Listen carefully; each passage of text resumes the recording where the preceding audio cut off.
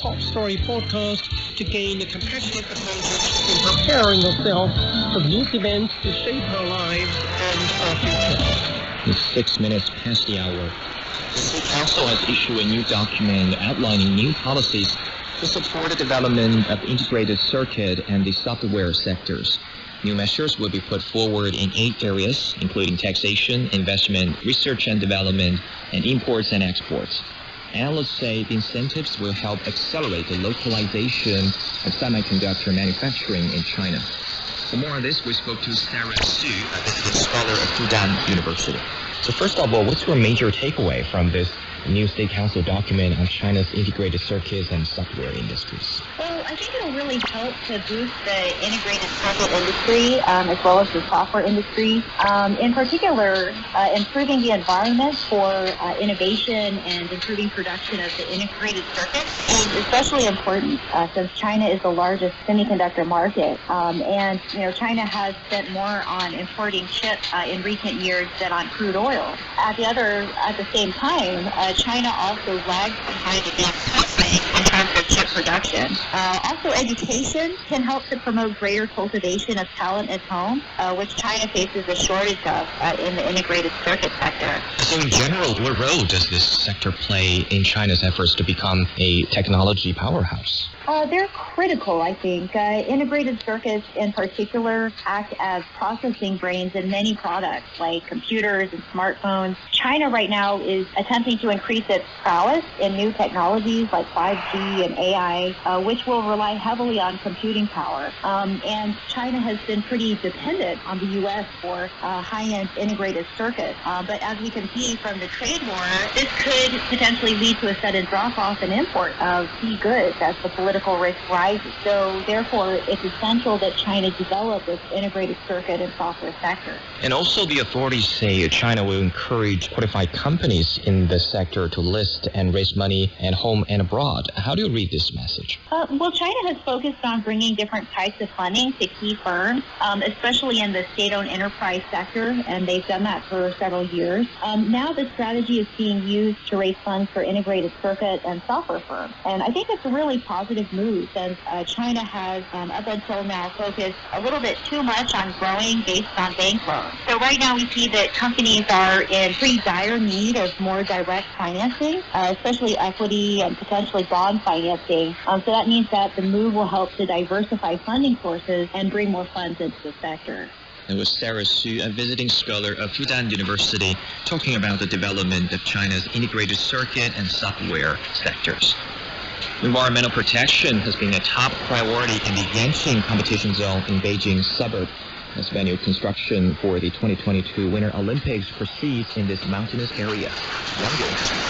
Located at Haituo Mountain in Yanqing district in the northwest of Beijing, the site has seen the National Alpine Skiing Center and the National Sliding Center for the 2022 Winter Games take shape from scratch over the past 3 years. To reduce the environmental impact, local authorities have adopted a plan to avoid any unnecessary engineering work at the construction site. Liang Dedong is the director of the Working Group on Environmental Sustainability in the Yanqing competition zone. He says work on the construction site includes transplanting trees into the mountains over 800 meters above sea level. We have been making great efforts to protect the trees on the construction site. We have tried our best to limit the size of the construction area and minimize our impact on the environment. To better protect the plants, experts from the Beijing Forestry University have conducted an ecological impact assessment survey for transplantation and provided technical support. Over 20,000 plants have been transplanted from the mountain regions to local ecological protection bases in Zhangjiaying town, including several protected species. The builders have also stripped and preserved more than 80,000 cubic meters of topsoil, which will be used for ecological restoration after the construction work is completed. Liu Xinping is with the Beijing Organizing Committee for the Olympic Games. She says that the local government has put in place a set of management and monitoring systems for every transplanted trees. 通过这个一扫呢，其实马上就会展现这棵树的。By scanning a QR code, we can obtain the basic information about the transplanted trees. We want to use scientific methods to manage these trees.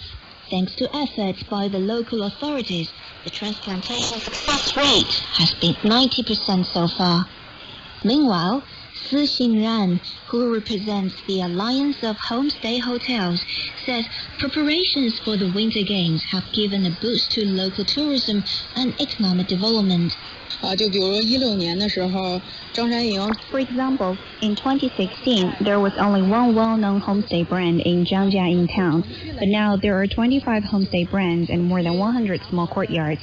In 2019, more than 400 idle houses were put back into use. She adds that the local government has given preferential policy incentives to the booming industry, generating over 1,000 jobs for locals.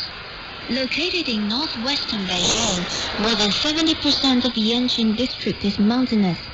The competition site will host alpine skiing, bobsleigh, and luge events during the Winter Games. For the Beijing Hour, I'm Yang Yong. China's central bank has issued a set of commemorative coins as part of celebrations for the 600th anniversary of the Forbidden City. Huang Yue has more. The new coins are engraved with the architecture of the Imperial Palace, France, and Qilin, a Chinese unicorn that symbolizes good luck and prosperity. The patterns were selected from more than 350 designs solicited from the public. Chen Pengpeng is with the commemorative coin design and research project. 那么这套纪念币，它设 This set of commemorative coins is mainly designed to display the long history and rich culture of the Forbidden City, as well as its solemn and magnificent architecture. The Forbidden City was the seat of the national power in China during the Ming and Qing dynasties. To celebrate its 600th anniversary, a series of exhibitions, seminars, charity events, and other activities will be held. The highly anticipated one is an exhibition jointly staged by the Palace Museum and the Palace of Versailles in France.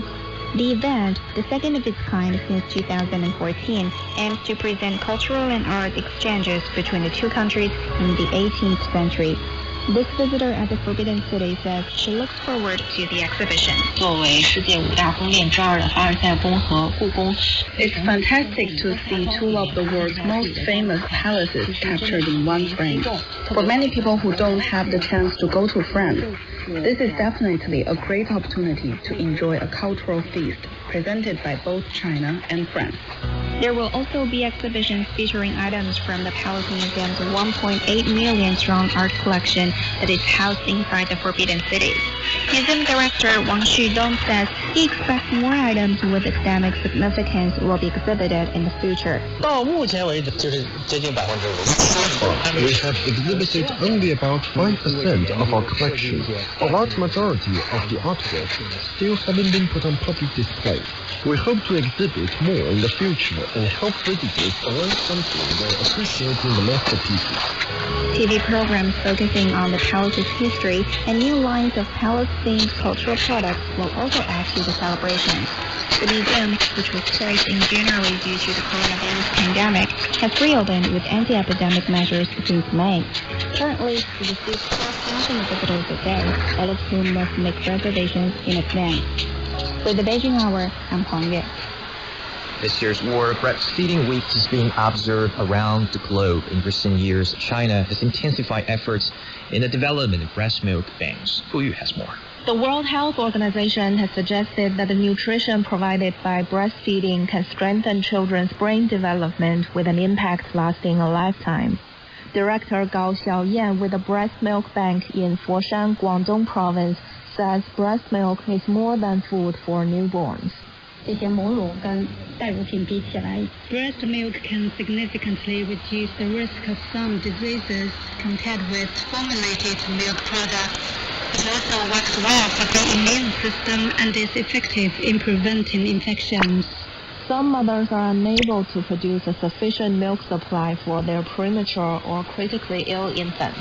China has established 25 breast milk banks to help such families. The first of them, set up in 2013 in Guangdong's provincial capital Guangzhou, has so far provided 556 premature or ill babies with over 2.7 million milliliters of breast milk donated by 850 mothers. Meanwhile, in the nearby city of Shenzhen, medical professionals have been dedicated to better utilizing the breast milk donated by healthy new mothers. Neonatology expert Zhang Lian from the city's maternity and child care hospital says efforts are being made to tailor breast milk treatment for each newborn in need of help. We're hoping to examine every dose of breast milk from our bank for its nutrients and mark them with corresponding information. As every patient requires different components, we can only provide better and more targeted help to babies that need breast milk if we know what is in the milk given to them. Most breast milk banks in China are also working to improve the donation process. In Guangzhou, authorities have rolled out regulations to better fund medical institutions that have plans for a breast milk bank. For the Beijing Hour, I'm Fu Yi. You're listening to the Beijing Hour. Coming up, the United Nations says it's working with the Lebanese government to support all ongoing response efforts following the explosion in Beirut. Want to know what's trending in China? China Plus News Facebook page helps you to discover the real China. From the latest news to quirky Chinese inventions, videos, photos, live streaming, and more. Join in the conversation today by searching for China Plus News on Facebook and discover its news, its people, its traditions and culture. Facebook page. Open your eyes to the real China. 17 minutes past the hour. The Japanese foreign minister has kicked off a trip to Britain in a bid to wrap up negotiations on a post-Brexit trade agreement. Toshimitsu Motegi's visit to Britain will be the first overseas trip for any Japanese government minister since the global spread of the novel coronavirus. The Japanese minister will meet a British Foreign Secretary Dominic Raab and International Trade Secretary Liz Truss for economic talks. Bilateral trade is currently conducted under a broad EU-Japan deal that came into effect last year, but the agreement will no longer apply to Britain from December 31st. Britain left the European Union in January, but agreed a standstill transition until the end of the year, and is racing to secure a raft of both reciprocal and new trade agreements before that date. For more on this, Guo Yan spoke to Ismail Ertug, senior lecturer in banking at University of Manchester. What are the major issues to be addressed before Japan and the UK reached a possible trade deal? The key aspect of the trade deal is going to be the automotive sector because Japanese car manufacturers in the UK, they are uncertain about the tariff after Britain leaves EU. Currently, the trade relationship between Japan and the EU has a certain tariff, but if UK leaves EU without any trade deal, it will disadvantage Japanese companies exporting to UK. So what they are really doing is, because it's only 2 months since they started negotiating this deal, to make sure if Britain leaves the EU without any trade deal, Japanese automotive sector doesn't suffer. But also for the UK wants to keep the Japanese car manufacturers in the UK producing, so they are trying to reduce that uncertainty. Looking forward, how will the UK balance its ties with the EU and its partnership with other major economies in the world? The EU is the major trade partner of the UK. More than 50% of UK's trade is with Europe, so it's very important that the UK has a trade deal with the EU. Of course, UK is an ambition to do trade deals with the rest of the world as well, starting with the US. But the trade deal negotiations with the US are not progressing due to coronavirus problems. I think all other countries would like to see the UK as a trade deal with the EU before they have substantial trade deals with the UK. That was Ismail Ertug, senior lecturer in banking at University of Manchester, talking about the prospect of closer economic ties between the Lebanese cabinet has announced a state of emergency in Beirut for 2 weeks following two massive explosions in the city's port on Tuesday. Lebanese Information Minister Manal Abdel Samad says ammonium nitrate stored since 2014 at port of Beirut may cause the explosions. يطلب من السلطة العسكرية العليا فرض الإقامة الجبرية. The supreme military authorities asked to place under house arrest all those who have handled the affairs of storing around 2,750 tons of ammonium nitrate, guarding it and handling its paperwork, whomever that may be, since June 2014 until the date of the blast on August 4, 2020. The cabinet also urged the Public Works Ministry to secure import and export activity through Port of Tripoli. The High Relief Commission will work on opening schools and hotels for people who lost their houses. So far, the explosions have left 135 people dead and 5,000 others injured. The United Nations says it's working with the Lebanese government to support all ongoing response efforts following the explosions in Beirut. The blast, hitting with a force of a 3.5 magnitude earthquake, killed over 100 people and wounded thousands.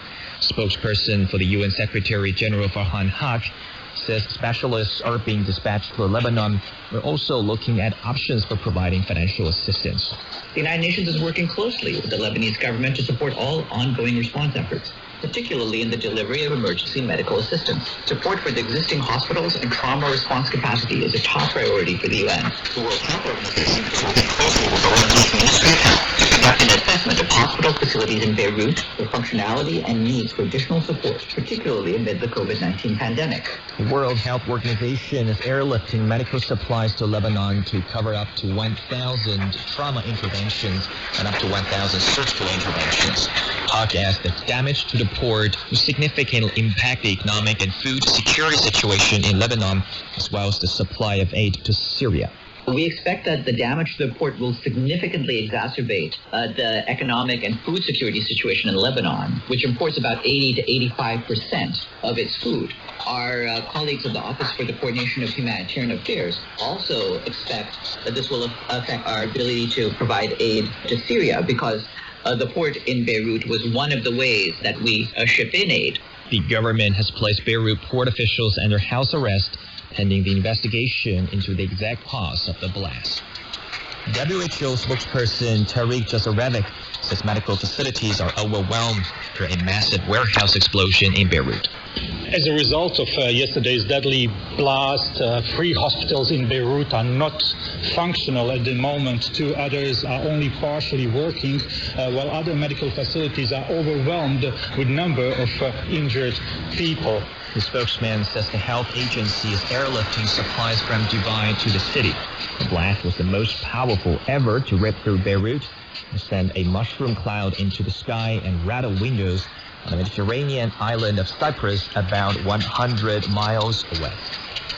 French President Emmanuel Macron will go to Beirut later today after 2 huge explosions rocked the Lebanese capital. The French president pledged to provide assistance to Lebanon. 2 French military planes with assistance materials and medical staff aboard were dispatched to support the Lebanese. Colonel Vincent Tisser explains. We are equipped to intervene and rescue medical supplies such as drugs, technical equipment to intervene en route, facades to search buried victims, free and treat them. 2 huge explosions hit the port of Beirut on Tuesday, killing at least 100 people and injuring 4,000 others. The cause of the blasts remain unknown. Local officials say highly explosive material stored at a port may have led to the explosions. At least 6 people are dead after tropical storm Isaias spawned tornadoes and dumped rain in an island march up the U.S. East Coast. The Beirut neighborhood of Queens, New York was hit particularly hard by the storm, which unrooted trees, including one that killed a man in his car. But I didn't expect this tree in front of me to fall down. I was inside the house when I heard a big boom like a bomb or something. I don't know what the heck was it. Just looking through outside the window, and I just saw like people trying to get through into the car, trying to cut into the branches and parts of the car. She made landfall as a Category 1 hurricane in North Carolina. was downgraded to tropical storm as it made its way inland and later passed through New York toward Canada. New York City will put up COVID-19 quarantine checkpoints at key entry points to curb the transmission of coronavirus. Mayor Bill de Blasio says the city will focus on people coming in from outside New York City, especially people in 35 states now that have dangerously high infection rates. Travelers coming in from those states will be given information about the quarantine. They will be reminded that it is required, not optional. They'll be reminded that failure to quarantine is a violation of state law, and it comes with serious penalties. In fact, under certain circumstances, the fines can be as high as $10,000. The mayor asked that a 14-day quarantine must be applied consistently to anyone who's traveled. The city of Chicago says the United States' third largest school district will not welcome students back to the classroom this fall due to a recent uptake of COVID-19 cases. The city's public schools will instead rely only on remote instruction at the start of the new school year, which begins in September. CEO of Chicago Public School, Dr. Janice Jackson, says the decision was taken after a month-long survey of staff, students, and parents about how to reopen schools. A moment ago, we began to inform our families and staff across Chicago Public Schools that we will begin the new school year learning at home and continue learning remotely for the first quarter, which ends on November 6th. Last month, the district unveiled a tentative hybrid plan for the fall semester, which was opposed by the Chicago Teacher Union due to safety concerns. Meantime, the Los Angeles Unified School District has decided against reopening later this month for in-person learning. New York City has announced a plan to do hybrid instruction, where students will be in classrooms on some days in a week and learn from home on other days. It's time for a short break. So far in this hour, Wang Yi says it's necessary to set out a clear framework for China-U.S. relations. Beijing expresses opposition to U.S. official contacts with Taiwan. The United Nations says it's working with the Lebanese government to support all ongoing response efforts following the explosion in Beirut. China introduces new policies to support integrated circuit industry. World Breastfeeding Week is being observed around the globe as China celebrates 600 years of war. See you with you. Stay with us here on the Beijing Hour.